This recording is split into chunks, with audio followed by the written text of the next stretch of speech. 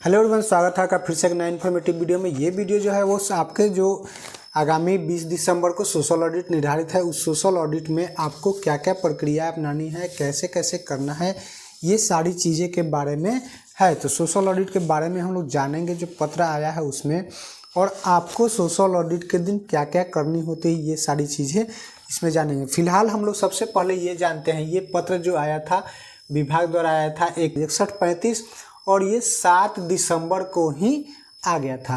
तो 7 दिसंबर को ये पत्र जारी करके और सभी स्तर के पदाधिकारियों के लिए एक मार्गदर्शन दिया गया था, एक शेड्यूल दिया गया था कि कब कब क्या करनी है।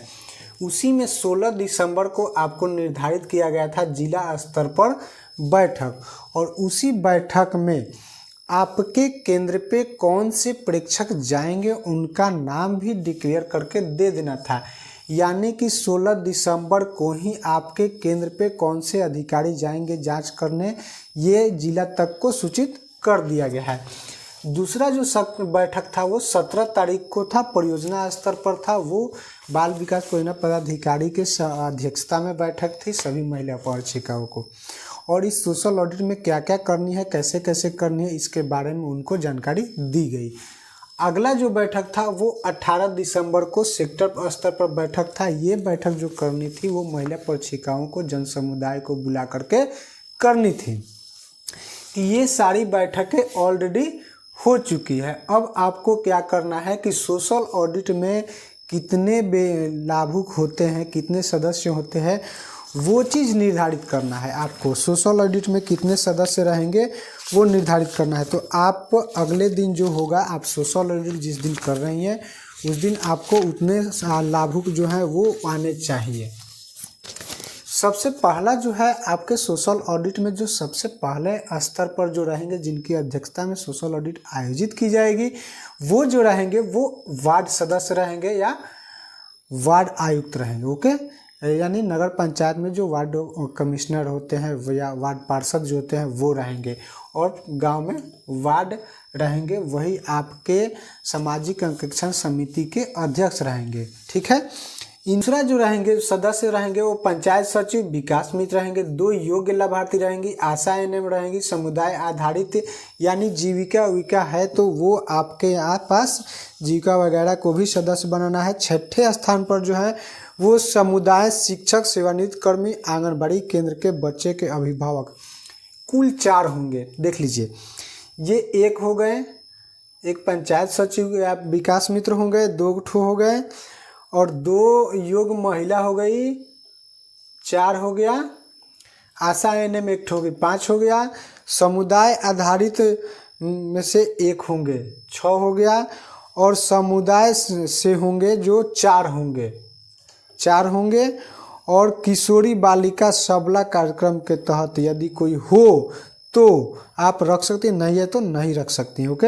अनुसूचित जाति, अनुसूचित जनजाति, अत्यंत पिछड़ा वर्ग, इनसे 2 सदस्य को रखना है आंगनबाड़ी आपका सामाजिक अंकेक्षण प्रक्रिया में, और 1 सदस्य जो रहेंगी वो आपकी महिला प्रशिक्षिका रहेंगी।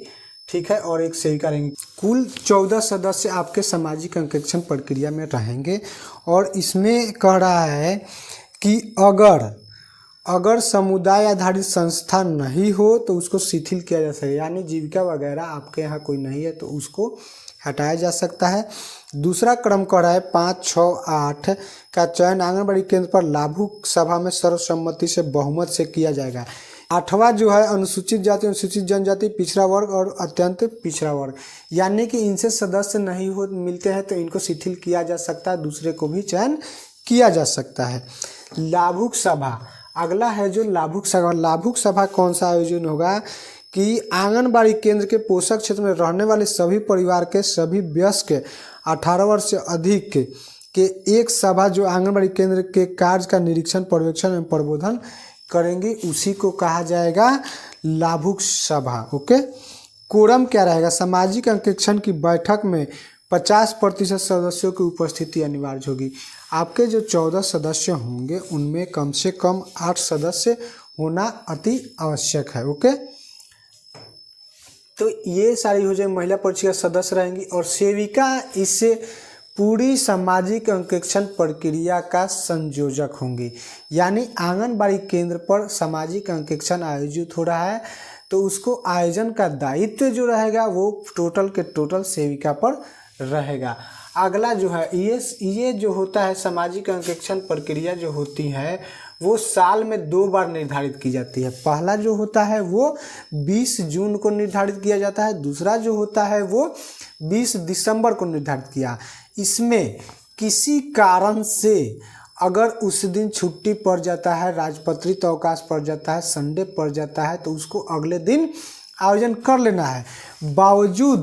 अगर इतने के बावजूद भी उसका आयोजन नहीं हुआ है, लेकिन आप कैसे करेंगे ये चीज़ जान लीजिए कि अगर आप 20 तारीख को निर्धारित है या 20 तारीख को अगला दिन निर्धारित है उस दिन नहीं कर पाए तो आपको एक सूचना देनी होगी कि हमने इतने तारीख को सामाजिक अंकेक्षण नहीं किया है और हम फलाने तारीख को सामाजिक अंकेक्षण करेंगे। एक प्रक्रिया इसमें है कि आप इस प्रक्रिया को सेम मंथ में ही निष्पादन करना होगा। ठीक है, आप जैसे दिसंबर अभी चल रहा है, मान लीजिए कि आप 20 तारीख निर्धारित है, 20 तारीख को आप नहीं कर पाते हैं, आप सूचित करिएगा बाल विकास परियोजना पदाधिकारी को अपने महिला परिषद के माध्यम से और जिला तक ये सूचना जाएगी और वहाँ से फिर आपको उसी मंथ में कर लेना होगा। ठीक है, स्थान जो रहेगा इसका वो आंगनबाड़ी केंद्र स्थल ही रहेगा, आंगनबाड़ी केंद्र स्थल पर ही होगा। इस वीडियो में आप ध्यान से बने रहिए, आपको ये वीडियो के अंत में बताएंगे कि सामाजिक अंकेक्षण प्रक्रिया का आप जो प्रोसीडिंग लिखिएगा वो कैसे लिखिएगा। ठीक है, बढ़ते हैं। कोरम हो गया हम लोग का। कोरम क्या रहेगा, 50% सदस्य रहने चाहिए तभी सामाजिक अंकेक्षण होगा। अवधि हम लोग जान ही लिए कि जून में और दिसंबर में होता है, त्यौहार या अपरिहार्य कारण से इसको आगे बढ़ाया जा सकता है, लेकिन सेम मंथ में ही सामाजिक अंकेक्षण प्रक्रिया संपन्न होगी। स्थान जो रहेगा आंगनबाड़ी केंद्र रहेंगे। सामाजिक अंकेक्षण समिति की अध्यक्षता एवं संचालन अध्यक्ष द्वारा उनकी अनुपस्थिति में समिति सदस्यों सर्वसम्मति से मनोनयन किया है। अगर वार्ड सदस्य जैसे सामाजिक अंकेक्षण प्रक्रिया के अध्यक्ष जो हैं ये नहीं रहते हैं तो इनकी अनुपस्थिति में आपको क्या करना है कि सामाजिक अंकेक्षण समिति का जो गठन किया गया उस गठन से किसी एक व्यक्ति को सर्वसम्मति से अध्यक्ष चयन कर लेंगे और अध्यक्ष चयन करने के बाद आप सामाजिक अंकेक्षण प्रक्रिया को आगे बढ़ा सकते हैं। चलिए आगे बढ़ते हैं। सामाजिक अंकेक्षण समिति के लिए विचारणीय बिंदु, और सामाजिक अंकेक्षण समिति के लिए विचारणीय बिंदु क्या होगा वो चीज़ जान लीजिए कि आंगनबाड़ी केंद्र के संचालन की नियमित तथा बच्चों की उपस्थिति की समीक्षा। आंगनबाड़ी केंद्र का जो बच्चे आते हैं उसकी समीक्षा इसी सामाजिक अंकेक्षण प्रक्रिया में की जाती है। सामाजिक अंकेक्षण प्रक्रिया जो की जाती है वो समाज में जागरूकता के लिए की जाती है कि आंगनबाड़ी पर कौन कौन सी प्रक्रियाएं अपनाई जाती हैं। ठीक है, एक माह में कम से कम 25 दिनों तक सभी लाभार्थियों को पूरक पोषाहार, THR आवश्यक दवाओं की आपूर्ति होनी चाहिए। एक माह में कम से कम 25 दिन तक आपूर्ति देना ही है पूरक पोषाहार का आंगनबाड़ी केंद्र द्वारा या THR भी। इस 0 से 3 वर्ष एवं 3 से 6 वर्ष के बच्चों के टीकाकरण, पोषण की स्थिति समीक्षा, वजन, WHO मानक के अनुसार नए ग्रोथ चार्ट की उपलब्धता, कुपोषण एवं अति कुपोषित बच्चों की संख्या एवं उनके पोषण स्तर में सुधार हेतु उठाए गए कदम की समीक्षा, अनौपचारिक स्कूल पूर्व शिक्षा की क्रियाशीलता की समीक्षा, स्थानीय स्तर पर उपलब्ध शिक्षा एवं खेल सामग्री, आंगनबाड़ी केंद्रों पर स्थापित नियमों के आलोक में उपलब्ध सुविधाओं की समीक्षा, आधारभूत समीक्षा जैसे कि शौचालय, पेयजल, ये सारी चीज़ें होती है। आंगनबाड़ी सामाजिक अंकेक्षण के संबंध में सेविका का कर्तव्य होगा कि वो सारा कार्य करेंगी, रख रखाव करेंगी, पंजी का रख रखाव वही करेंगी, किसी प्रकार का अभिलेख प्रस्तुत वही करेंगी। 0 से 6 वर्ष वायु के बच्चे, गर्भवती धात्री की जो अभिभावक होंगे उनके 50% अभिभावकों को बुलाने का दायित्व भी उन्हीं का होगा।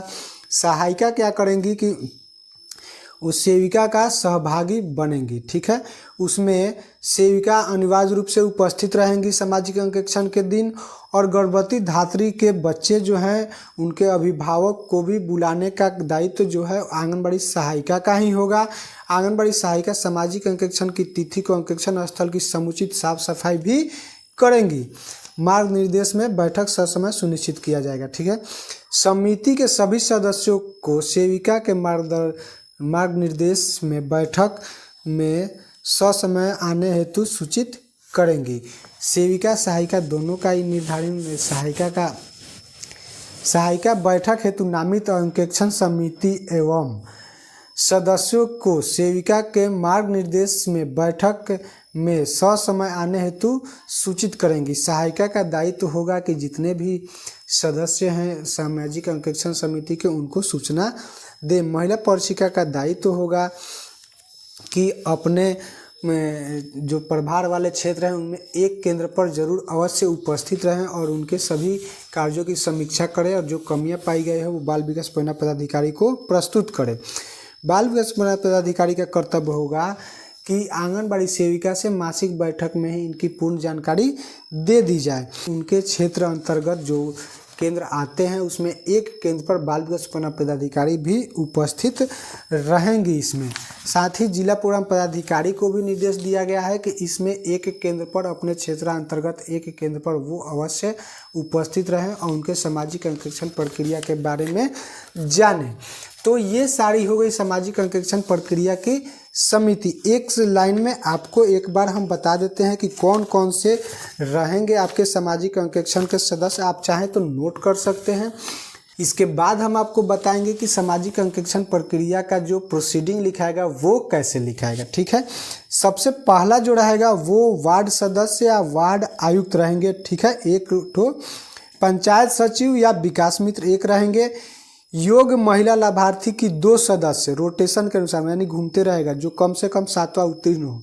7वां उत्तीर्ण हो वही महिला रहेंगी 2 सदस्य इसमें। लेकिन इसको आगे चल के शिथिल कर दिया गया है कि अगर कोई पढ़ी लिखी महिला नहीं मिले तो इसको शिथिल किया जा सकता है कि दूसरे को भी अनपढ़ जो हो इससे स्तर नीचे स्तर की उनको भी लिया जा सकता है। यानी पढ़ाई अगर 7वां नहीं है, 6ठा है, 5वां है, 4था है, नहीं कोई मिल रहा है तो उसको भी आप सदस्य बना सकते हैं। एक आशा और एनएम कार्यकर्ता रहेंगी। समुदाय आधारित संस्था स्वयं सहायता समूह आदि उपलब्ध यदि उपलब्ध हो तो कोई फाउंडेशन जो होता है वो चीज़ रहेंगे तो उनमें अगर है तो ले सकते हैं। समुदाय में शिक्षक, सेवानिवृत्त सरकारी कर्मी, आंगनबाड़ी केंद्र के बच्चे के अभिभावक कुल 4 सदस्य रहेंगे समुदाय में। ठीक है। एक समुदाय आधारित संस्था है, एक समुदाय है। समुदाय आधारित संस्था है जो सामाजिक कार्यकर्ता होते हैं, सामाजिक कार्य करते हैं, वो एनजीओ जैसे हो गया। तो एनजीओ टाइप के अगर कोई है तो उनमें से एक सदस्य को आप रख सकते हैं। और एक समुदाय है जिसमें सेवानिवृत्त शिक्षक, सरकारी कर्मी, आंगनबाड़ी केंद्र के बच्चे के अभिभावक 4 रहेंगे, जिसमें 2 अभिभावक जिसमें एक महिला हो, 2 शिक्षक, सेवानिवृत्त कर्मी, कोई कर्मी 2 मिलकर रह सकते हैं। किशोरी सखी सबला कार्यक्रम के तहत यदि हो, अनुसूचित जाति, अनुसूचित जनजाति, अत्यंत पिछड़ा वर्ग के 2 सदस्य जिसमें से कम एक महिला हो। ओके। और एक महिला पर्यवेक्षिका रहेंगी और एक सेविका रहेंगी। अनुपलब्धता की स्थिति में जो है समुदाय आधारित संस्था जो है जैसे एनजीओ है अगर नहीं है तो उसको शिथिल कर दिया जाएगा। तो ये सारी चीज़ें हैं सामाजिक अंकेक्षण की प्रक्रियाएं। इतने सदस्य रहेंगे और आपको क्या करना है ये चीज़ हम आपको आज बता देते हैं कि सामाजिक अंकेक्षण आप निर्धारित कर रही हैं तो सामाजिक अंकेक्षण के दिन आपको प्रोसीडिंग लिख के आगे प्रक्रियाएं बढ़ाई जाती है और उसमें प्रस्ताव पारित किया जाता है। तो चलिए हम आगे बढ़ते हैं, उसमें देखते हैं कि आपको क्या करना पड़ेगा। सबसे पहले अगर आपको बाल विकास पदाधिकारी से पत्र मिला है, कोई ऑर्डर मिला है सामाजिक अंकेक्षण निर्धारित करने के लिए तो आप उसके आलोक में निर्धारित करिएगा। नहीं तो आपको क्या करना है, सबसे पहले ऊपर आ जाना है, यहाँ लिखना है आज दिनांक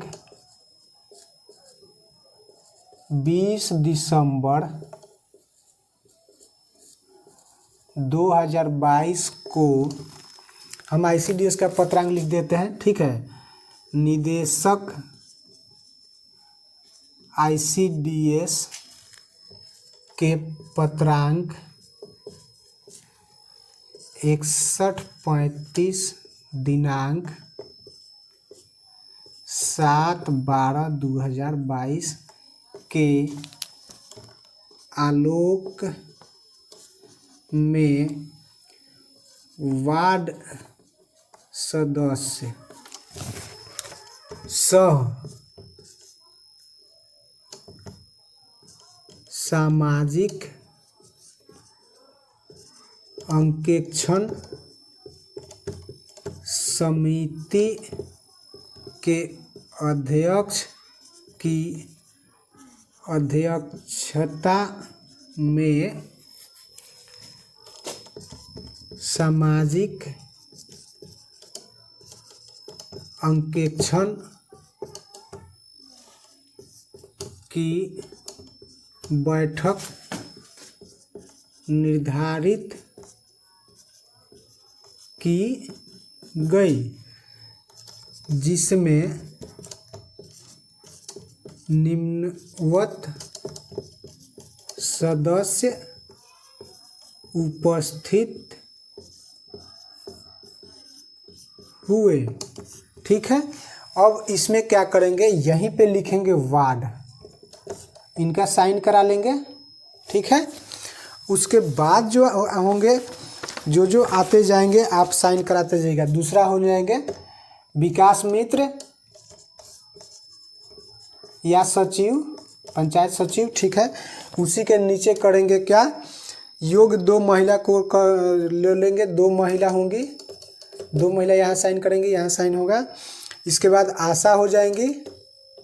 ठीक है, उसके बाद समुदाय अध्यक्ष, जितने भी सूची के अनुसार आपको अभी पीछे बताए हैं वो सबसे साइन हो जाएगा। उसके बाद ये बैठक शुरू होगी, इसमें प्रस्ताव होगा। ठीक है, कि अगर कोई मैटर रखता है किसी प्रकार का बताया जाता है तो आप लिखेंगे, जैसे यहाँ आप मान लीजिए टीकाकरण का ही बता रहे हैं तो लिखेंगे कि सामाजिक अंकेक्षण की बैठक में सभी जन समुदाय की उपस्थिति में टीकाकरण के महत्व के बारे में समझाया गया और उनको बताया गया कि ससमय टीका लेने से क्या क्या होती हैं और कब कब किस बच्चे को कौन कौन सा टीका दिया जा सकता है। ठीक है, इसमें बताएंगे, प्रस्ताव 2 कर देंगे और कहेंगे कि अब पोषाहार संचालन होता है तो पोषाहार संचालन की प्रक्रियाएं क्या क्या है वो सारी चीज़ें हम बताएंगे। सामाजिक अंकेक्षण में उनको सभी चीज़ का दिखाएं, उनको जानकारी देंगे।